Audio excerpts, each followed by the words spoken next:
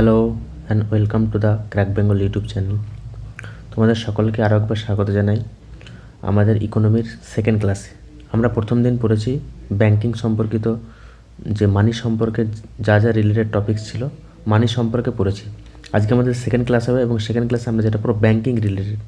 আমরা সকলে ব্যাংকিং করি, আমরা টাকা পয়সা লেনদেন করি, তো ব্যাংকিং সম্পর্কিত অনেক কিছু টার্মস আছে যেগুলো আমাদেরকে জানা দরকার, যেগুলো এক্সাম পার্সপেক্টিভ অনেক বেশি ইম্পর্ট্যান্ট, যেগুলো এক্সামে আসতে চলেছে, যেগুলো এক্সামে আসবে, সেগুলো আজকে একটা ভিডিওর মাধ্যমে তোমরা ব্যাংকিং সম্পর্কিত সমস্ত কিছু ডিটেলস পেয়ে যাবে। এর মধ্যে ব্যাংকের যত কিছু কোশ্চেন আছে এর মধ্যে থেকে তোমাদের সব সলভ হয়ে যাবে। ঠিক আছে, তো ভিডিওটা শেষ পর্যন্ত দেখো, তোমরা তোমাদের এক্সামের জন্য 2 নম্বর একদম সিকিউর করে নাও। ঠিক আছে, চলো শুরু করা যাক। প্রথমে তাহলে আমরা যেটা জানি ব্যাংকিং সম্পর্কে, কি প্রথম যে জিনিসটা জানি সেটা হচ্ছে কি চেক সম্পর্কে পড়বো। ঠিক আছে, প্রথমে আমরা কী বলবো, চেক সম্পর্কে পড়বো। চেক কি আমরা জানি, চেক হচ্ছে আমরা চেকের লেনদেন করি। আমরা যখন কী করি ব্যাংকে যাই, আমরা টাকা পয়সা লেনদেন করার জন্য কি চেকের ফরম্যাট ইউজ করি। কীরকম, চেকটা হচ্ছে 3টে পার্ট আছে, 3টে পার্টের চেক। ঠিক আছে, একটা হচ্ছে একটা চেক, একটা বলা হয় কি ড্রই, একটা বলা হয় কি ড্রই, আর একটা হচ্ছে তোমার ড্রয়ার, আর একটাকে বলে পেই, আর একটা কী বলে পেই। 3টের মধ্যে পার্থক্য কী, ড্রই বলতে কি, ড্রই হচ্ছে ব্যাংক। ঠিক আছে, যার যে ব্যাংক ইস্যু করছে চেকটাকে সেটাকে কী বলে ড্রই বলা হয়। ঠিক আছে, ড্রয়ার কী বলে, ড্রয়ার হচ্ছে সেন্ডার, যে কি পাঠায়, যে যে টাকাটা কি এই যে চেকে তুমি অ্যামাউন্ট লিখলে এটা যখন কাউকে দেবে তাকে কী বলে, তাকে সেন্ডার বলা হয়, তাকে কী বলে ড্রয়ার বলা হয়।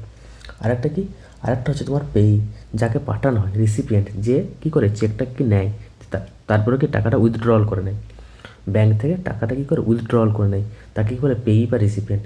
তাহলে 3টে জিনিস কি জানলাম, একটা হচ্ছে ড্রই, যেটা হচ্ছে ব্যাংক যে ইস্যু করে, যে ব্যাংকের দ্বারা চেকটা ইস্যু করা হয়েছে সেটা হল ড্রই। আর একটা হচ্ছে ড্রয়ার, যে টাকাটা কি পাঠায়। ঠিক আছে, আর হচ্ছে পেই, যে হচ্ছে রিসিভ করে, টাকাটাকে রিসিভ করে, তাকে বলে পেই। 3টে জিনিস দেখলাম চেক সম্পর্কিত। এবার টাইপস অফ চেক, 3 প্রকারের চেক আছে। টাইপটা কী কী, চেকের কী কী টাইপস, 3টে টাইপ কী কী আছে। একটা হচ্ছে তোমার কি স্টেল চেক, একটাকে কী বলে, একটাকে তোমার বলে স্টেল চেক, একটাকে বলা হয় তোমার স্টেল চেক। ওকে, আরেকটা কি, আরেকটা হচ্ছে দ্বিতীয়টা হচ্ছে পোস্ট ডেটেড, পোস্ট ডেটেড, দ্বিতীয় চেকটাকে বলা হয় পোস্ট ডেটেড, আরেক প্রকার। আরেকটাকে কী বলা হয়, আরেকটাকে বলা হয় বিআরআর চেক বা ওপেন চেক, আরেকটা কী বলে বিআরআর চেক, বিআরআর বা ওপেন চেক। ওকে, 3টের মধ্যে পার্থক্য কী, 3টের মধ্যে পার্থক্য হচ্ছে স্টেল চেক কী হচ্ছে কি, তুমি একটা চেক লিখে দিলে, সেই চেকটাকে কি 3 মাসের মধ্যে, 3 মাস টাইম থাকে, 3 মাসের মধ্যে চেকটাকে তুমি টাকাটা যদি উইথড্রল করো তাহলে সেটা করা যাবে, তা না হলে করা যাবে, 3 মাস পেরিয়ে গেলে সেটা করা যাবে না, সেরকম চেককে কী বলা হয় স্টেল চেক। আরেকটা কী হচ্ছে, আরেকটাকে বলে পোস্ট ডেটেড চেক।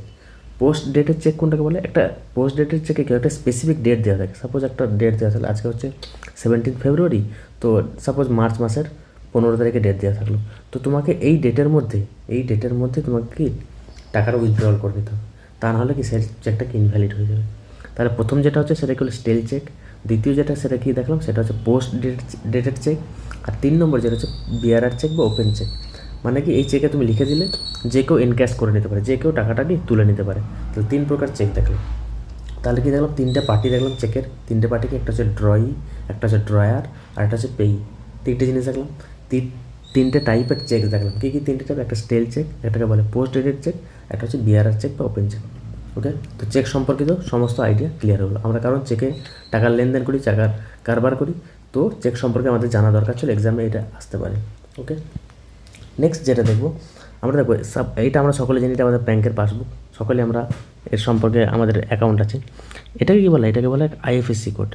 একটা ব্যাংকের সবসময় কি আমাদেরকে আইএফএসসি কোড ছাড়া আমাদের কিছু ট্রানজ্যাকশন করা যায় না, আইএফএসসি কোড সেটাকে বলা হয়। ওকে, এর ফুল ফর্মটা কি এক্সামে আসতে পারে, 1 ডে এক্সামের জন্য খুবই ইম্পর্ট্যান্ট। এর ফুল ফর্মটা হচ্ছে Indian financial, Indian financial system code, system code, এটাকে বলা হয় ইন্ডিয়ান ফিনান্সিয়াল সিস্টেম কোড। তাহলে আইএফএসসি কোডের ফুল ফর্ম কি ইন্ডিয়ান ফিনান্সিয়াল সিস্টেম কোড। ঠিক আছে, এটা কি টোটাল কি 11টা নম্বর থেকে, আলফা নিউমেরিক, এটা কি বলে আলফা নিউমেরিক, আলফা নিউমেরিক বলতে আলফা মানে কি, আলফা মানে হচ্ছে অ্যালফাবেট, অ্যালফাবেট বলতে কি এ বি সি, এগুলো কি বলে অ্যালফাবেট বা অ্যালফা, আর নিউমেরিক বলতে কি নাম্বার 1 2 3 4, এগুলো নিউমেরিক নাম্বার। তার মানে কি দেখলাম 11টা নম্বর থেকে আলফা নিউমেরিক থাকে, মানে সেই 11টা নাম্বারের মধ্যে অ্যালফাবেটও থাকবে, আবার কি নাম্বারও থাকবে। ওকে, এটাকে বলে আলফা নিউমেরিক, মানে যে নাম্বারের মধ্যে অ্যালফাবেটও থাকে নাম্বারও থাকে সেটাকে বলে আলফা নিউমেরিক। তাহলে কি আইএফএসসি কোডে এর ফুল ফর্ম কি দেখলাম, ইন্ডিয়ান ফিনান্সিয়াল সিস্টেম কোড। এর কতগুলো কোড আছে, 11টা ওয়ার্ড আছে, ঠিক আছে, 11টা হচ্ছে letter plus alphanumeric, letter এবং ওয়ার্ড মিললে কী হচ্ছে কি, নাম্বার মিলে কী হচ্ছে কি তোমার সেখানে কোডটা তৈরি হচ্ছে, সেটাকে বলে আইএফএসসি কোড। ওকে, বুঝতে পারলাম। তাহলে আইএফএসসি কোড সম্পর্কে আইডিয়া হলো, এক্সামে আসতে পারে, আইএফএসসি সম্পর্কে অনেক এক্সামে কোশ্চেনও এসেছে। ওকে, নেক্সট দেখবো যেটা এমআইসিআর, একটা খুব ইম্পর্টেন্ট কোড এমআইসিআর। এটাকে এর ফুল ফর্মটা কি, এর ফুল ফর্মটা হলো তোমার magnetic ink character, ink character recognition,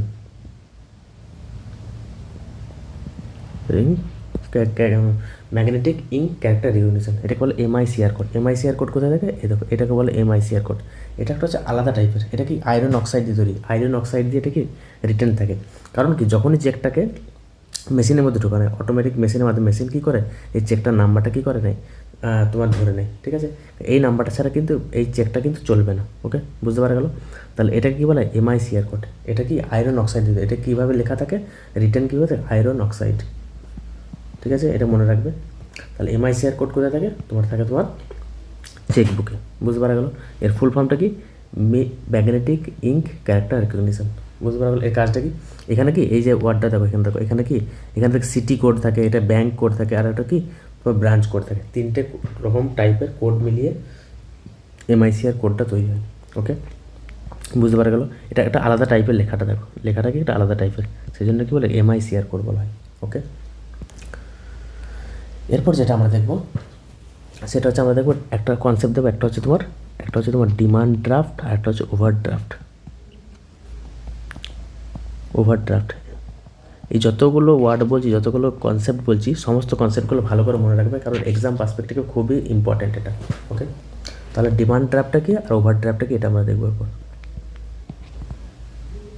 ঠিক আছে। ডিমান্ড বলতে কি, আমাদের যখন প্রয়োজন হয় কোনো জিনিস। ওকে, সাপোজ আমরা অনেক বেলায় ছোটোবেলায় বা আমরা যখন কলেজে ফিস দিতে গেছি আগেকার, মানে এখন নয়, মানে কয়েক বছর আগে 2011-12 সাল করে, তখন কি আমাদেরকে ডিমান্ড ড্রাফট করতে হতো। যখন বেশি টাকা আমরা অ্যামাউন্ট দিতাম কোনো কলেজ ফিস বা কোনো স্কুল ফিস, তখন কি আমাদের কী করতে হতো, আমাদেরকে ডিমান্ড ড্রাফট কাটতে হতো। তোমার কি ব্যাংকে গিয়ে কীভাবে, আমরা ব্যাংকে গেলাম, সাপোজ আমরা একটা কলেজে পড়ি যার নাম হচ্ছে এবিসি কলেজ, ঠিক আছে। এবিসি কলেজে আমাদেরকে টাকা দিতে হবে, টাকাটা পেমেন্ট করতে হবে। ওকে, এবার টাকাটা পেমেন্ট করার জন্য স্টুডেন্ট কী করবে, প্রথমে ব্যাংকে যাবে, ব্যাংকে কী করবে, এই কলেজটার নামে কি একটা ডিমান্ড ড্রাফট কাটবে। সাপোজ 1 লাখ টাকার একটা বা ধরলাম 10,000 টাকা তোমার একটা কি ডিমান্ড ড্রাফট কাটলো, যে এটাকে ফিস দেওয়ার জন্য। ওকে, তো এই কলেজের নামে কাটলো, তো ব্যাংক কী করবে, ডিমান্ড ড্রাফট কী ইস্যু করে দেবে স্টুডেন্টকে ইস্যু করে দেওয়ার পর স্টুডেন্ট কী করবে, এই ডিমান্ড ড্রাফটটাকে, এই যে ডিমান্ড ড্রাফটটা দেবে সেটাকে কলেজ ওনারকে কী করবে, স্টুডেন্টে দিয়ে দেবে। সে কলেজ ওনার যে ডিমান্ড ড্রাফটটা নেবে, যে পেপারটা নেবে, সেটা কি সে কী করবে, ব্যাংকে গিয়ে কী করবে, সেটাকে ডিপোজিট করে দেবে। ব্যাংকে গিয়ে ডিপোজিট করার পর টাকাটা সে উইথড্রল করে নেবে ব্যাংক, এটা কী বলে ডিমান্ড ড্রাফট বলা হয়, বুঝতে পারা গেল। তাহলে কী হলো, প্রথমে কী হলো, স্টুডেন্ট ব্যাংকে গেল, ব্যাংকে গিয়ে একটা ডিমান্ড ড্রাফট কাটলো একটা কলেজের নামে, দিয়ে টাকাটা পে করে দিল ব্যাংকে। ওকে, দিয়ে একটা পেপার দিল, সাপোজ একটা পেপার দিল, সেই পেপারটা নিয়ে কী করলো, স্টুডেন্টটা কী করলো, সেই কলেজটাকে কাছে গেল, কলেজের কাছে সেই পেপারটা দিয়ে দিল, ঠিক আছে। এটা আমি গোদা বাংলায় বলছি, বুঝে নেবে জিনিসটা। তো দিয়ে দিল, সেই ব্যাংক কী করলো, আবার নিজের ব্যাংকে, সেই ব্যাংকের ব্রাঞ্চে গেল, ব্রাঞ্চকে সেই যে ডিমান্ড ড্রাফট আছে সেটাকে, সেই কাগজটা কী করলো, সেই ব্যাংকে দিয়ে দিল। তার ফলে কি টাকাটাকে ব্যাংক থেকে সে উইথড্র করে নিল। এটাকে বলা হয়, এই পদ্ধতিটাকে বলে ডিমান্ড ড্রাফট পদ্ধতি। ওকে, আরেকটা পদ্ধতি যেটা আছে সেটা হচ্ছে ওভারড্রাফটটা কি, ওভারড্রাফটটা হচ্ছে যখন কোনো ব্যক্তির কাছে ইনসাফিসিয়েন্ট ব্যালেন্স থাকে। সাপোজ আমার অ্যাকাউন্টে আছে এখন 2,000 টাকা, কিন্তু আমি কোনো জায়গায় শপিং করতে যাব, কোনো জায়গায় একটা মার্কেট করব, তার জন্য আমার দরকার 5,000 টাকা, ঠিক আছে। আমার কাছে 3,000 টাকা শর্ট আছে, 3,000 টাকা কী আছে, শর্টেজ আছে। তাহলে এই যে আমাকে 3,000 টাকা এখন দরকার, ইমিডিয়েট দরকার, এটার জন্য কী হয়, ওভারড্রাফট করায়। ব্যাংকের কাছে কি 3,000 টাকা লোন নেওয়া হয়, সেটাকে বলে ওভারড্রাফট। মানে আমার অ্যাকাউন্টে 2,000 টাকা আছে, কিন্তু ব্যাংকের কাছে আমি এক্সট্রা 3,000 টাকা ধার নিলাম, সেই ধার নিয়ে আমি এই যে আমার মার্কেটটা আমি করলাম, সেটাকে বলে ওভারড্রাফট করা। যেমন তার একটা এক্সাম্পল দিচ্ছি, জনধন যোজনা। প্রধানমন্ত্রী জনধন যোজনা যেটা, ঠিক আছে, জনধন যোজনা যেটাকে বলে, সেটা কি ওভারড্রাফট পদ্ধতিতে তৈরি। কারণ আমার মানে ওখানে কি জনধন যোজনাতে কী বলেছে, সরকার কী বলেছিল, সরকার কি বলেছিল তোমার 10,000 টাকা পর্যন্ত তুমি ওভারড্রাফট করতে পারবে, 10,000 টাকা পর্যন্ত তুমি কি তুলতে পারবে ওই অ্যাকাউন্ট থেকে। ওকে, মানে যখন খুশি তুমি 10,000 টাকা পর্যন্ত তুলতে পারো, সেটাকে বলে জনধন। সেটাকে সেই পদ্ধতিটা কি, সেটাকে বলে ওভারড্রাফট। মানে যখন আমার অ্যাকাউন্টে টাকা কম কিন্তু আমার টাকা বেশি দরকার, যখন আমি বেশি টাকা ব্যাংক থেকে তুলবো, লোন তুলবো, সেটাকে বলে ওভারড্রাফট। বুঝতে পারা গেলো? তাহলে ডিমান্ড ড্রাফট বুঝলাম, ওভারড্রাফট বুঝলাম। ওকে, এরপর একটা খুব ইম্পর্টেন্ট কনসেপ্ট পড়তে চলেছি, যেটাকে বলে খুব ভালো করে বুঝবে এটা, সেটা বলে সিটিএস। সিটিএস বা হচ্ছে কি বলে, চেক ট্রানজ্যাকশন সিস্টেম। ওকে, চেক ট্রানজ্যাকশন সিস্টেম এটা একটা, আরেকটা হচ্ছে পজিটিভ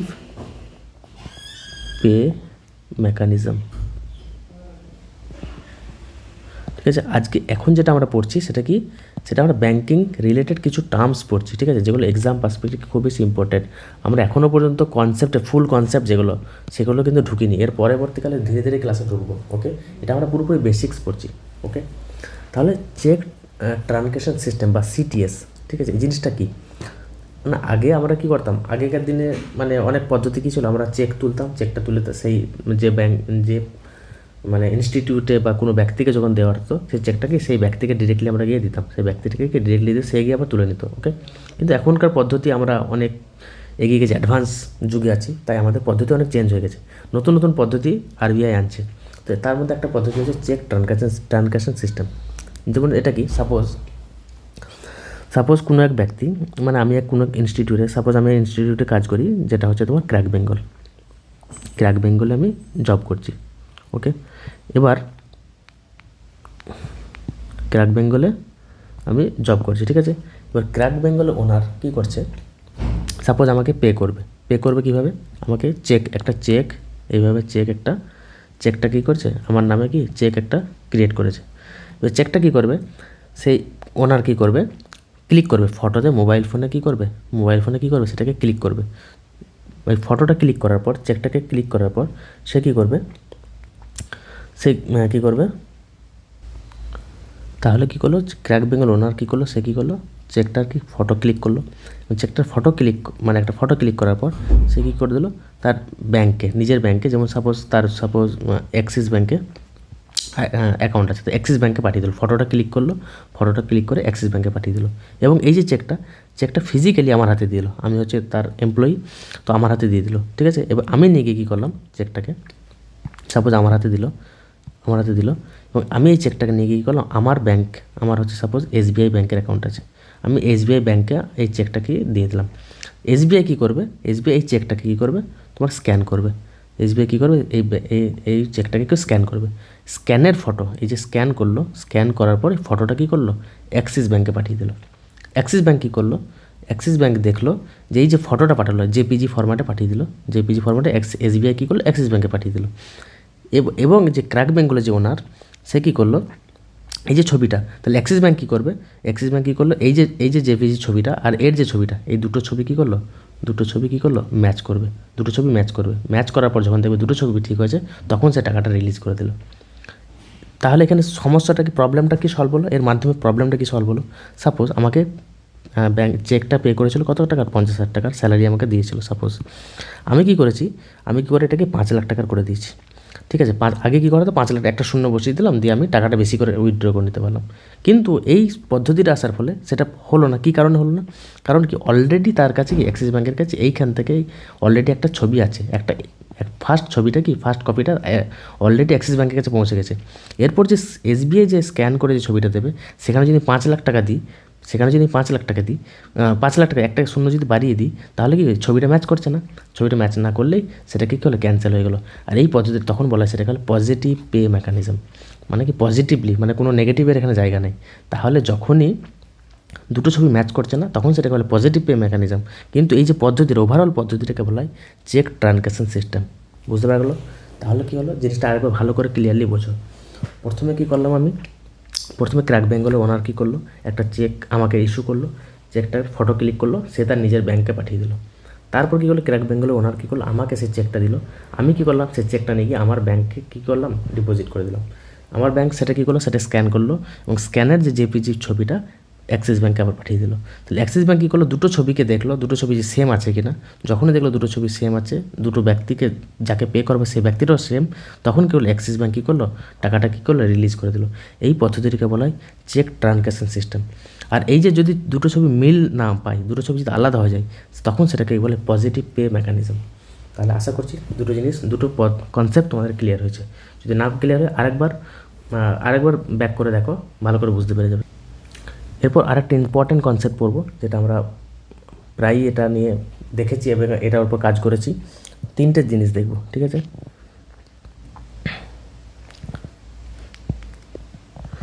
একটা হচ্ছে তোমার আরটিজিএস এর সম্পর্কে আমরা জানি, পড়েছি। দ্বিতীয়টা হচ্ছে নেফট আর 3 নম্বর হচ্ছে আইএমপিএস। ওকে, তিনটে জিনিস সম্পর্কে আমরা পড়বো। একটা হচ্ছে আরটিজিএসটা কি, আরটিজিএসের ফুল ফর্ম হচ্ছে রিয়েল টাইম গ্রস সেটেলমেন্ট, ঠিক আছে। তাহলে আরটিজিএসটা আমরা কখন ইউজ করি, আরটিজিএসটা কী করি, যখন আমরা 2 লাখ টাকা, মিনিমাম 2 লাখ টাকা থেকে 2000 কোটি টাকা ট্রানজ্যাকশান করবো, তখন আমরা কী করবো, আরটিজিএস করতে আমরা ব্যাংকে গেলাম। সাপোজ কোনো বড় বিজনেসম্যান, সে হচ্ছে তোমার 1000 কোটি টাকা ট্রান্সফার করবে, তাহলে তখন কী করবে, সে কি রিয়েল টাইম গ্রস সেটেলমেন্ট এই পদ্ধতির মাধ্যমে, ব্যাংকের মাধ্যমে তখন কী করবে, সে টাকাটা কি পে করবে। বুঝতে পারা গেল, এটা কি বিজনেসম্যানদের জন্য। ওকে, নেফট পেমেন্টটা কী করি, আমরা অনেকেই করেছি, নেফট পেমেন্ট ব্যাংকে গেলে করা যায়। এর ফুল ফর্মটা কি, ন্যাশনাল ইলেকট্রনিক ফান্ড ট্রান্সফার।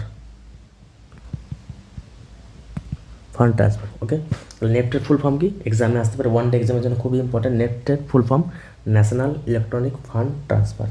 ঠিক আছে, এটা কি কত টাকা পর্যন্ত, আপ টু 10 লাখ, 10 লাখ টাকা পর্যন্ত কী করতে পারি আমরা নেফট পেমেন্টের মাধ্যমে। এটা একটা পদ্ধতি, ব্যাংকে গেলাম, ব্যাংকে গিয়ে নেফট পেমেন্ট করতে গেলে যেমন ডিমান্ড ড্রাফট থাকলো, সেরকম নেফট পেমেন্টও করা যায়। তাহলে নেফট পেমেন্টে কি 10 লাখ টাকা পর্যন্ত আমরা পাঠাতে পারি। এক্সাম পাসপোর্টে খুব ইম্পর্টেন্ট যে কত লাখ টাকা পর্যন্ত নেফটে পাঠানো যায়। আর এটা হচ্ছে কি আইএমপিএস, ঠিক আছে। এই দুটো কি তোমার আরবিআই দেখে এই দুটোকে। ওকে, এটা মনে রাখবে। আর আইএমপিএস কি, এটা হচ্ছে এনপিসিআই। এরপর আমরা এনপিসিআই সম্পর্কে পড়বো। এনপিসিআই এটা কী করে, এই পদ্ধতিটাকে লাগু করে। ওকে, তাহলে আইএমপিএসটা কি, আইএমপিএস হচ্ছে ইমিডিয়েট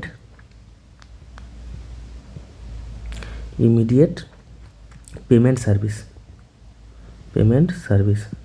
তাহলে আইএমপিএসের মাধ্যমে কি আমরা 1 থেকে 5 লাখ টাকা পর্যন্ত কী করতে পারি, আমরা ট্রানজ্যাকশান করতে পারি। তাহলে তিনটে দেখলাম, একটা হচ্ছে আরটিজিএস বিজনেসম্যানদের জন্য, 2 লাখ টাকা থেকে 2000 কোটি টাকা পর্যন্ত আরটিজিএস করা যাবে। নেট পেমেন্ট কি, national electronic fund transfer up to 10 lakh. আর হচ্ছে আইএমপিএস কি, ইমিডিয়েট পেমেন্ট সার্ভিস, 1 থেকে 5 লাখ টাকা পর্যন্ত আমরা কী করতে পারি, ট্রানজ্যাকশান করতে পারি। ওকে, বুঝতে পারা গেল। এরপর ধরো এটা কী করলাম, আমরা নর্মাল বিজনেস নর্মাল ডেতে আমরা কী করতে, এইভাবে আমরা ট্রানজ্যাকশান করতে পারি। সাপোজ এমন একটা টাইম আসলো যে ধরো দেশের মধ্যে কি যুদ্ধ শুরু হয়ে গেছে, বা হচ্ছে ডিজাস্টার এসেছে, বড় কোনো বিপদ এসেছে দেশের মধ্যে বা যে জায়গা আছে সেই জায়গার মধ্যে, তখন আমাকে ট্রান্সফার করতে হবে ইমিডিয়েট, খুব ইম্পর্ট্যান্ট টাকা ট্রান্সফার করতে হবে। তখন কীভাবে ব্যাংক সেভাবে অপারেট করে, তার জন্য একটা পদ্ধতি আছে, সেই পদ্ধতিটাকে বলে এলপিএসএস বলা হয়। যখন সাপোজ কোনো কারেন্ট নেই, লাইট চলে গেছে, ঠিক আছে, কোনো রকম কারেন্ট সার্ভিস নেই, এত বড় ডিজাস্টার এসেছে যে কারেন্ট নেই আমাদের সেই জায়গাতে, তখন ব্যাংক কীভাবে ফান্ড ট্রান্সফার করে, তখন সে একটা পদ্ধতি আছে, তার নাম হচ্ছে এলপিএসএস। তার ফুল ফর্ম হচ্ছে light weight payment and settlement system, ঠিক আছে, এটা মনে রাখবে। তাহলে কি আমাদেরকে এর ভেতরে যাওয়ার দরকার নেই, জাস্ট জেনে রাখবে। আমরা যখন নেফট পেমেন্ট, ঠিক আছে, বা হচ্ছে আরটিজিএস বা হচ্ছে আইএমপিএস যখন আমরা করতে পারবো না, কারণ এর জন্য ইলেকট্রিসিটি প্রয়োজন, যখন আমাদের ইলেকট্রিসিটি থাকবে না, ঠিক আছে, যখন সাপোজ ডিজাস্টার এসে গেলো, তখন আমাদের ইলেকট্রিসিটি কাট অফ হয়ে গেলো, যখন ইলেকট্রিসিটি কাট অফ হয়ে যায়, তখন কি আমরা কি এই পদ্ধতিটা ইউজ করি। আমরা বলবো ব্যাংক কী করে পদ্ধতিটা ইউজ করে, সেটা বলে LPSS, light weight payment settlement system. এটা আমাদের মাথায় আসতেই পারে, যখন আমাদের ইলেকট্রিসিটি থাকে না ব্যাংকের মধ্যে, তখন টাকা কীভাবে ট্রান্সফার হয়, কারণ ইকোনমি তো বন্ধ হয়ে যাবে না, যদি টাকা ট্রান্সফার না হয় ঠিক মতো, তাহলে ইকোনমি বন্ধ হয়ে যাবে, ইকোনমি প্রবলেম দেখাতে যাবে। তার জন্য তখন কি ব্যাংক ইমিডিয়েট সার্ভিসের জন্য তখন সেই সার্ভিসটাকে ইউজ করে, সেটাকে বলে LPS, light weight payment settlement system. আমরা আজকে ব্যাংকিং রিলেটেড সমস্ত টপিকগুলো, সমস্ত যা যা ওয়ার্ড আছে, কি ওয়ার্ড আছে, যেগুলো ইকোনমিক্সের এবং যেগুলো এক্সাম পার্সপেক্টিভ ইম্পর্টেন্ট, সেগুলো আজকে আমরা পড়বো। এরপরে কোনো বই থেকে পড়ার প্রয়োজন পড়বে না, এটুকু গ্যারান্টি দিতে পারি। এরপর যেটা পড়বো সেটা হচ্ছে আমার কি, এটা হচ্ছে তোমার এনপিসিআই সম্পর্কে। এনপিসিআই জিনিসটা কি? এনপিসিআই হচ্ছে এটাকে নট ফর প্রফিট কোম্পানি, ঠিক আছে, নট ফর প্রফিট কোম্পানি। এই কোম্পানি কোনো কি, এটা এনজিও টাইপের, যেটা নট ফর প্রফিট যেটাকে বলা হয়, তারা নট ফর প্রফিট কোম্পানি, সেই হিসেবে এই কোম্পানিটা কি এনপিসিআই রেজিস্টার করা আছে। ওকে, এই কোম্পানিটা শুরু হয়েছিল কি 10টা ব্যাংকের দ্বারা। কী করেছে? 10টা ব্যাংক মিলে এই কোম্পানিটাকে শুরু করেছিল। ওকে, কত টাকা দিয়ে শুরু করেছিল? 100 কোটি টাকা, 100 কোটি টাকা দিয়ে শুরু করেছিল। তাহলে কি এটা জিনিস জানতে, এটাকে 10টা ব্যাংক মিলে তৈরি করেছিল এই যে কোম্পানিটাকে। 100 কোটি টাকায় ক্যাপিটাল ছিল। ওকে, পরবর্তীকালে এর মধ্যে শেয়ার হোল্ডার কী হয়? পরবর্তীকালে কী হয়? পেটিএম, আমরা যেটা ইউজ করি পেটিএম, ফোনপে, তারপরে হচ্ছে তোমার অ্যামাজন পে কী করে? এরা কী করে? এর শেয়ার হোল্ডার হয়ে যায়। এরাও কী করে? সে 10টা ব্যাংকের সাথে কী হয়ে যায়? শেয়ার হোল্ডার হয়ে যায়, একসাথে জুড়ে যায়। তাহলে প্রথমে শুরু হয়েছিল NPCI not for profit company, এটা কি 10টা ব্যাংকের দ্বারা তৈরি হয়েছিল। কত টাকা দিয়ে? 100 কোটি টাকা ক্যাপিটাল দিয়ে।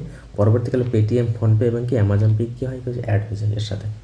বুঝতে পারা গেলো কী কারণ? এর অবজেক্টিভটা কী ছিল? কি মানে পেমেন্ট সলিউশন। আমাদের যে কি পেমেন্ট, আমাদের টাকা পাঠানোর জন্য কী হয়? Payment solution. এর অবজেক্টিভ, এর কাজটা কী ছিল? পেমেন্ট সলিউশন করা, পেমেন্ট সলিউশন। তাহলে পেমেন্ট সলিউশনটা কীভাবে? আগে আমরা কী করতাম? ব্যাংকে যেতে হতো, ব্যাংকে গিয়ে আমাদেরকে টাকা ভরতে হতো, তারপর তার অ্যাকাউন্টে পাঠাতে হতো, লম্বা লাইনে দাঁড়াতে হতো, লম্বা প্রসেস ছিল। এনপিসি আসার ফলে কী হলো? আমাদেরকে ফোনপের মাধ্যমে কী করলো? আমরা ইমিডিয়েট টাকা ট্রান্সফার করে দিচ্ছি। বুঝতে পারলে? যেটা কী বলে ইউপিআই। ওকে, এরপরে যেটা করবো সেটা হচ্ছে ইউপিআইটা কি? Unified payment interface. ওকে, এর ফুল ফর্ম হচ্ছে ইউপিআই, ফুল ফর্ম হচ্ছে ইউনিফাইড পেমেন্ট ইন্টারফেস। এটা মিসেলেনিয়াস বা ক্লাসিক এক্সামের জন্য খুব ইম্পর্টেন্ট এই মিনিংটা। তাহলে কি হলো? ইউপিআই ফুল ফর্ম কি? Unified payment interface. ওকে, এটা কি হচ্ছে? এটা হচ্ছে একটা টেকনোলজি। ইউপিআইটা কি? এটা হচ্ছে একটা টেকনোলজি। এই টেকনোলজির মধ্যে ডিজিটাল পেমেন্ট করতে পারি। আমরা কী করতে পারি? ডিজিটালি পেমেন্ট করতে পারি। কী হচ্ছে? সেটা কীভাবে? Based on IMPS. Okay, IMPS পদ্ধতির মাধ্যমে, আমরা আগেই পড়েছি, এখানে দেখো আইএমপিএস পদ্ধতি। তাহলে ইউপিআইটা কি? আইএমপিএস পদ্ধতির মাধ্যমে হয়। ওকে, ইউপিআইটা কি তোমার আইএমপিএস পদ্ধতির মাধ্যমে হয়। তাহলে ইউপিআইটা কী হয়? তোমার আইএমপিএস পদ্ধতির উপর কি বেস্ট আছে। তাহলে তিনটে জিনিস শিখলাম। এটা কী হচ্ছে? এর ফুল ফর্মটা কি? Unified payment interface. এটা হচ্ছে টেকনোলজি, এটা হচ্ছে ডিজিটালি পেমেন্ট করেছে। আর এটা কিসের ওপর বেসড অন? এই অ্যাপটা বেসড অন আইএমপিএস। ওকে, আমরা কী করি? প্রথমে কি একটা কিউআর কোড থাকে। কিউআর কোড বলতে কুইক রেসপন্স কোড। কিউআরের ফুল ফর্ম কি? ফুল ফর্ম হচ্ছে কুইক রেসপন্স বলা হয় এটাকে, ঠিক আছে, কুইক রেসপন্স কোড বলা হয়। তাহলে কিউআর কোডকে আমরা বলি, কিউআর কোডে আমরা কী করি? স্ক্যান করার পরে আমরা যাকে পাঠানো তাকে টাকাটা পাঠিয়ে দিতে পারি। ওকে, এর হচ্ছে দুটো জিনিস আছে। একটা হচ্ছে তোমার কি পুশ ট্রানজ্যাকশন, আর একটা হচ্ছে পুল ট্রানজ্যাকশন বলা হয়। তাহলে আমরা যখন ফোনপে বা হচ্ছে গুগল পের মাধ্যমে যখন পে করি, যখন আমরা কি বাই ডিসক্রিয়েশন, মানে কি আমরা যদি নিজে থেকে পে করি, সাপোজ আমি কোনো জায়গায় কোথাও খেতে গেলাম, 100 টাকা বিল হলো, আমি নিজে থেকে 100 টাকা পেমেন্ট করে দিলাম, সেটাকে কী বলে? Push transaction. আর একটা পুল ট্রানজ্যাকশন কোনটাকে বলা হয়? সাপোজ আমার ফোনপেতে আমি ইলেকট্রিসিটি বিলের জন্য আমি ডেট দিয়ে রেখে দিলাম, এই ডেটে আমার কি ইলেকট্রিসিটি বিলটা যেন কেটে নেয়, সাপোজ কেটে নেয়, ঠিক আছে। তাহলে সেই ডেট যখন আসবে, সেই ডেটে যখন অটোমেটিক্যালি টাকাটা আমার অ্যাকাউন্ট থেকে কেটে যাবে, সেটাকে বলে পুল ট্রানজ্যাকশন। বুঝতে পারলে? প্রত্যেক মাসে যখন ইলেকট্রিসিটি বিল হিসেবে যখন আমার অ্যাকাউন্ট থেকে টাকাটা কেটে যাবে, বা হচ্ছে কোনো জায়গায় লোন দিতে হয়, অটোমেটিক্যালি আমার অ্যাকাউন্ট থেকে টাকাটা কেটে যায়, ঠিক আছে, ফোনপের মাধ্যমে বা গুগল পের মাধ্যমে, ঠিক আছে, সেটাকে বলা হয় কি তোমার পুল ট্রানজ্যাকশন। আর পুশ ট্রানজ্যাকশন যখন আমরা কি নিজে থেকে পে করি, সেটাকে বলে পুশ ট্রানজ্যাকশন। তাহলে ইউপিআই এর দুটো জিনিস দেখলাম, একটা হচ্ছে পুশ ট্রানজ্যাকশন, একটা হচ্ছে কি পুল ট্রানজ্যাকশন। ওকে, বুঝতে পারা গেল। এরপর যেটা আমরা একটা দেখবো, একটা ইম্পর্ট্যান্ট জিনিস, সেটা হচ্ছে কি এমডিআরটা কি? এমডিআরটা হচ্ছে merchant discount rate. Merchant discounted, এর সম্পর্কে আমরা পড়বো। এমডিআরটা কি আমরা এখনই বললে তুমি বুঝতে পারবে। দেখো আমরা যখন স্মার্ট বাজার বা কোনো বড় মলে গিয়ে যখন শপিং মলে যখন পে করি, সাপোজ আমাদের কাছে ফোনপে হয় না বা হচ্ছে ক্যাশ হয় না, তখন কী করে আমরা কী করি, আমাদের ডেবিট কার্ডের মাধ্যমে কী করে আমরা পে করি, ডেবিট কার্ডের মাধ্যমে কি আমরা পে করি। একটা মেশিন আছে, দেখবে এইভাবে মেশিন আছে, ঠিক আছে, মেশিনে 1 2 3 করে নাম্বার দিয়ে আছে, ওকে, এখানে একটা স্ক্রিন আছে। আমরা কী করি, কার্ডটা কি আমরা এইভাবে পুশ করে দিই, কার্ডটা কী করে এইভাবে পুশ করে দিই, তারপরে কি আমাদের পিন কোডটা দিয়ে কী করি আমরা অ্যামাউন্টটা পে করে দিই। সেটাকে কী বলে, সেটাকে বলে এই যে মেশিনটাকে, এই মেশিনটার নাম হচ্ছে point of sale, point of sale, okay, POS বলা হয়, পয়েন্ট অফ সেল। তাহলে এই পয়েন্ট অফ সেল কার্ডে কী করে আমরা কার্ডটাকে পুশ করি, আমরা আমাদের কোডটা আছে সেটা প্রেস করি, তারপরে কি আমরা টাকাটাকে পেমেন্ট করে দিই। এটাকে বলা হয় কি, এই যে পদ্ধতি, এই যে টাকার পেমেন্টের পদ্ধতি, এটাকে বলে এমডিআর বলে, মার্চেন্ট ডিসকাউন্ট রেট। এই যে পদ্ধতি, এই যে পদ্ধতিতে আমরা টাকাটা পে করি, সেই পদ্ধতিটাকে বলা হয় মার্চেন্ট ডিসকাউন্ট রেট। তাহলে এরপর থেকে আমরা যে ইকোনমিক্স পড়েছি, তাহলে আমরা জানবো যে আমরা কার্ডে পেমেন্ট করছি, কিন্তু ওটা কীভাবে পেমেন্ট করি সেটাকে বলে ইকোনমিক্সের ভাষায় কী বলে, মার্চেন্ট ডিসকাউন্ট রেট। কী হয়, এই যখন আমরা কার্ডে পেমেন্ট করছি, এই কার্ডে পেমেন্টের মাধ্যমে কী হয়, এখান থেকে কিছু টাকা তাকে ব্যাংকে দিতে হয়, ঠিক আছে, ওটা আমরা যাবো না, জাস্ট এটুকু জানলেই হয় আমাদেরকে। এই যে পদ্ধতিটাকে, এটাকে কী বলে, মার্চেন্ট ডিসকাউন্ট রেট বলা হয়। তাহলে কি আমরা মার্চেন্ট ডিসকাউন্ট রেট বা পয়েন্ট অফ সেল যে জিনিসটা আছে, এটা আমরা আজকে বুঝে নিলাম জিনিসটা কি। এরপর যেটা আমরা পড়বো, আমরা সকলেই দেখেছি, সকলেই বারবার ইউজ করি কিউআর কোড, ঠিক আছে, আমরা সকলেই বলি কিউআর কোড, কিন্তু এর ফুল ফর্মটা হচ্ছে কি, কুইক রেসপন্স কোড, ওকে, কুইক রেসপন্স। এটা কি, এটা সর্বপ্রথম কোথায় তৈরি হয়েছিল, সর্বপ্রথম তৈরি হয়েছিল তোমার জাপানে। আমাদের এক্সাম পার্সপেক্টিভ খুব ইম্পর্টেন্ট। তাহলে কি কিউআর কোড প্রথম কোথায় তৈরি হয়েছিল, সেটা ডেভেলপ করা হয়েছিল কোথায়, জাপানে, ওকে। ইন্ডিয়াতে আমরা দেখবে আগে কী হতো, আমরা যখন পেমেন্ট করতাম, ফোনপের জন্য কি একটা আলাদা এরকম, ফোনপের জন্য যে কিউআর কোড ছিল থাকতো একটা আলাদা, যাদের ফোনপে ছিল তারা এখানে করতো, যারা গুগল পে ইউজ করতো, যারা জিপে ইউজ করতো, তাদের জন্য আলাদা একটা কোড ছিল এরকম, ঠিক আছে। আলাদা আলাদা কী করতো, আলাদা আলাদা কি একটা দোকানে গেলে বা কোনো রেস্টুরেন্টে গেলে তোমরা দেখবে আলাদা আলাদা করে মানে এরকম স্ট্যান্ড করে রাখা ছিল কিউআর কোড। তখন কি আমরা আমাদের যারা গুগল পে ইউজ করতাম তারা গুগল পেটা স্ক্যান করতাম, যারা ফোনপে ইউজ করতাম তারা ফোনপেটা ইউজ করতাম।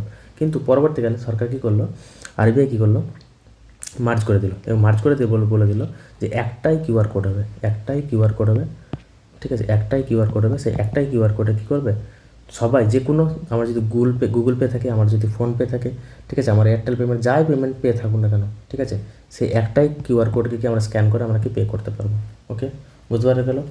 এই যে একটাই করা গেল, এটা কী বলে, ইউপিআই কিউআর বা কী হয়, ভারত কিউআর বলা হয়, ওকে। এটা 2022 সাল থেকে লাগু করেছিল। তাহলে এখন দেখবে যে কোনো দোকানে বা যে কোনো রেস্টুরেন্টে কি একটাই কিউআর কোড থাকে, সেই একটাই কিউআর কোডকে আমরা ফোনপে গুগল পে যে কোনোভাবে আমরা কি সেটাকে কি পেমেন্ট করতে পারি, সেটাকে কী বলে, ইউপিআই কিউআর বা হচ্ছে ভারত কিউআর, ওকে। তাহলে কিউআর কোড সম্পর্কে বুঝতে পেরে গেলাম। এরপর যেটা আমরা পড়বো, কার্ড সম্পর্কে পড়বো। এরপর যেটা হচ্ছে কার্ড সম্পর্কে একটা কি আমরা জানি, এটা হচ্ছে তোমার ক্রেডিট কার্ড, আর একটা হচ্ছে কি তোমার, ডেবিট কার্ড। তো ক্রেডিট আর ডেবিট কোনটা বলে, ক্রেডিট আর ডেবিট হচ্ছে, ক্রেডিট হচ্ছে কি আমরা কি বড় করবো আগে, আমরা আমাদের কাছে টাকা নেই অলরেডি, আমরা কি ব্যাংক থেকে আগে টাকা ধার নিয়ে আর কি আমরা কিনছি কোনো জিনিস, সেটাকে বলে ক্রেডিট কার্ড।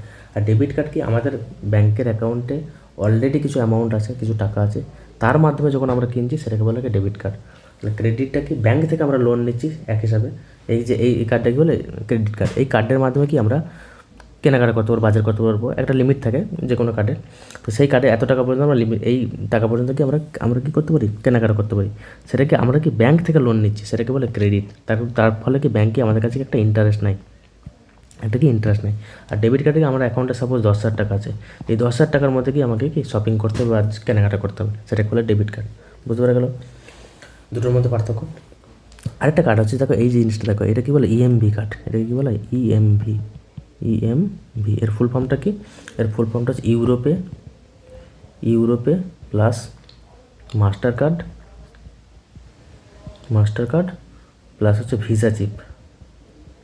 মানে তিনটে আগে কি আমরা কি আলাদা মাস্টার কার্ড দেখতাম, আলাদা ভিসা দেখতাম, আর ইউরোপে দেখতাম, তো কি তিনটেকে একসাথে মার্জ করে দিয়ে কী হয়েছিল, ইউরোপে করে দিয়েছে, ওকে। এর মাধ্যমে কী হয়, আমরা যখন দেখবে পয়েন্ট অফ সেল, এর আগেই বললাম, যখন আমরা কোনো জায়গায় কোনো শপিং মলে পে করতে যাই, এই যে পয়েন্ট অফ সেলটা থাকে, ঠিক আছে, এই যে মেশিনটা থাকে, এই যে মেশিনটা থাকে, ঠিক আছে, এই যে মেশিনটা থাকে, এই মেশিনে কী করতাম, আগে কী করতাম আমরা এভাবে কার্ড কী করতাম, পুশ করতাম, ঠিক আছে। এটা কার্ড, এই কার্ডটা কি পুশও করা যাবে, আবার কি এই কার্ডটা যদি আমরা এইভাবে সামনে যদি কি এখানে গিয়ে সামনে যদি আমরা জাস্ট সামনে গিয়ে ধরি, ঠিক আছে, কার্ডটা পুশ করতে হবে না, সামনে গিয়ে জাস্ট ধরি, তাহলে কি আমাদেরকে পেমেন্ট হয়ে যাবে, ঠিক আছে। এই কার্ডটা, এই চিপটার হচ্ছে এটাই কাজ। তাহলে এটাকে বল ইএমভি, ঠিক আছে। ইএমভির ফুলটা কি জানো, ইউরোপে মাস্টার কার্ড হচ্ছে ভিসা চিপ, বুঝতে পারা গেল। তো এতদূর পর্যন্ত আশা করছি ক্লিয়ার হলো। এরপর যেটা লাস্ট টপিক যেটা আজকের পড়বো ব্যাঙ্কিং রিলেটেড, সেটা হচ্ছে এটিএম সম্পর্কে, ঠিক আছে। এটিএম সম্পর্কে, এটিএমটা কি, এটিএমের ফুল ফর্ম কি, automated teller machine, automated teller machine বলা হয় এটিএমকে, ঠিক আছে। ব্যাঙ্ক কাস্টমারকে একটা কি কাস্টমার কী করতে পারি আমরা, টাকা তুলতে পারি কি এটিএম থেকে, বুঝতে, উইথড্র করতে পারি।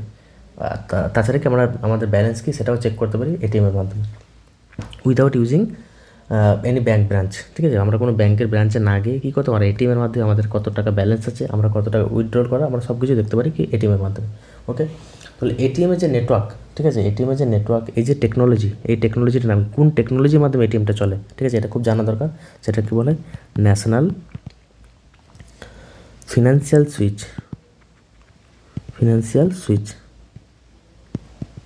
এই টেকনোলজি এটা এক্সামে আসতে পারে, তাহলে এটা কী করবে, এনএফএস, এই টেকনোলজির মাধ্যমে কি আমাদের এটিএমটা চলে, আমরা যে এটিএমের মধ্যে টাকা তুলি, যে টেকনোলজিটা ইউজ করা হয় সেই টেকনোলজিটার নাম হচ্ছে কি এনএফএস, ঠিক আছে।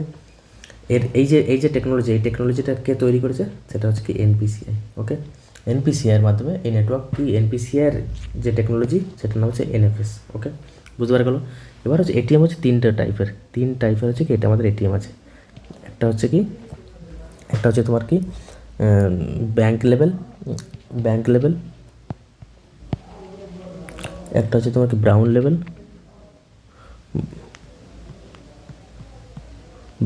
আর একটা হচ্ছে কি তোমার হোয়াইট লেভেল, ঠিক আছে। তিন টাইপের আছে কি আমাদের এটিএম আছে।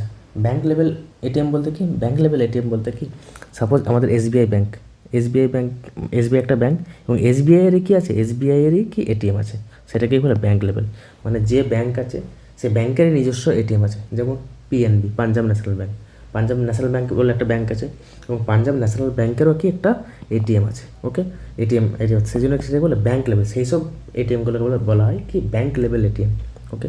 ব্রাউন লেভেল এটিএমটা কি, ব্রাউন লেভেল কী বলে, ব্যাংক ওনস, মানে কোনো কিছু মানে অপারেশন, মানে এই যে ধরো কোনো একটা এটিএম আছে, ঠিক আছে, এটিএম আছে, এটা কি ব্যাংকে, এই ওনারটা কি ব্যাংক, কিন্তু এই অপারেশনটা, এটা দেখাশোনাটা কি কোনো একটা আউটসোর্স, কোনো একটা আলাদা কোম্পানি করে, তখন সেটা কী বলা হয় ব্রাউন লেভেল কি এটিএম। আরেকটা কি হচ্ছে হোয়াইট লেভেল কি নন ব্যাংক, মানে কি যেমন দেবো মানে টাটার কোনো ব্যাংক নেই, কিন্তু টাটা কী করে, টাটার কি আছে কি তোমার এটিএম আছে। মুথুট ফিনান্স আমরা সবাই নাম শুনেছি। মুথুট ফিনান্স কী করে, মুথুট ফিনান্সের কোনো নিজস্ব কোনো ব্যাংক নেই, কিন্তু মুথুট ফিনান্সের কি কোনো এটিএম আছে, ঠিক আছে, সেটাকে বলে হোয়াইট লেভেল, ঠিক আছে। আরেকটা প্রকার আছে যেটাকে কি বলা হয় যেটাকে বলা হয় মাইক্রো এটিএম, ঠিক আছে। মাইক্রো এটিএম মানে কি, আমরা দেখেছি আমাদের বাড়ির পাশে, আজ আমাদের সবারই বাড়ির আশেপাশে কী আছে, ব্যাংক মিত্র, যেগুলো কী বলে তথ্য মিত্র কেন্দ্র যেগুলো আছে, সহজ তথ্য মিত্র কেন্দ্র, সেখানে কী হয়েছে, সেখানে কি আমরা কী করি, আমাদের আঙুলের ছাপের মাধ্যমে এবং আধার কার্ডের মাধ্যমে কী করে আমরা টাকা তুলতে পারি, সেইগুলোকে কী বলে মাইক্রো এটিএম বলে, ওকে। আমাদের বাড়ির আশেপাশে যে আছে তোমার সহজ তথ্য মিত্র কেন্দ্র, সেখানে কী করি কি আমরা আঙুলের ছাপের মাধ্যমে এবং কি আধার কার্ডের নাম্বারের মাধ্যমে কী করি আমরা টাকা উইথড্র করতে পারি, সেটাকে বলে মাইক্রো এটিএম। তাহলে ব্যাংক লেভেল দেখলাম, ব্রাউন লেভেল দেখলাম, হোয়াইট লেভেল দেখলাম, আরেকটা কী দেখলাম, মাইক্রো এটিএম দেখলাম। আশা করছি তোমরা ক্লাসটা বুঝতে পেরেছো, ভালো লেগেছে, অনেকটা বড় ক্লাস হয়ে গেলো। ব্যাংকিং সম্পর্কে সমস্ত যা ছিল, যতগুলো টার্মস ছিল যেগুলো এক্সাম পার্সপেক্টিভ ইম্পর্টেন্ট, সমস্ত কিছু আজকে তোমাদের ক্লিয়ার করে দিলাম। তো আশা করছি ভালো লেগেছে, ভালো লাগলে সাপোর্ট করো আমাদের। Have a good day, thank you.